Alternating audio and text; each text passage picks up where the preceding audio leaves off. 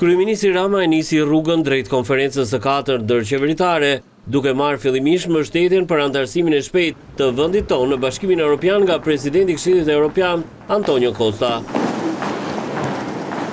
It's really encouraged to see. Është vërtet inkurajuese të shikosh progresin që ka bërë Shqipëria në këtë rrugtim.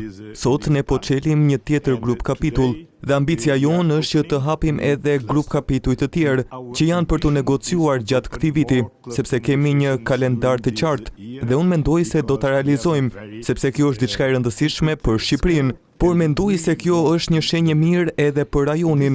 Jam shumë mirënjohës për kohën që më ka kushtuar për të zhvilluar një bisedë rreth përparimit që ne po bëjmë në këtë proces, e pastaj edhe për samitin e ardhshëm, për komunitetin politik evropian, i cili është një aktivitet, një eveniment shumë i rëndësishëm. Në përgjithësi jam shumë inkurajuar nga këto zhvillime dhe jemi te masë të përkushtuar për të përmbushur të gjitha detyrat e kalendarit që është shumë ambicioz për të mbyllur të gjitha negociatat brenda vitit 2027. Mbështetje për Shqipërinë kanë ofruar edhe ministrat e jashtëm evropian.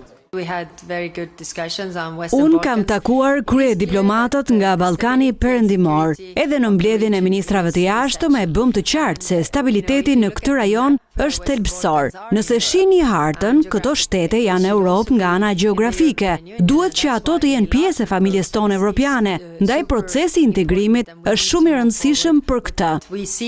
Albania and Montenegro going doing good steps and good reforms. Ne konstatojmë se Shqipëria dhe Mali i Zi po bojnë hapa domethënës me reformat e integrimit. Jam besim plot se këto dy shtete do të jenë histori suksesi në këtë proces. Ne duhet që të ecim më shpejt për antarësimin e tyre në Bashkimin Evropian.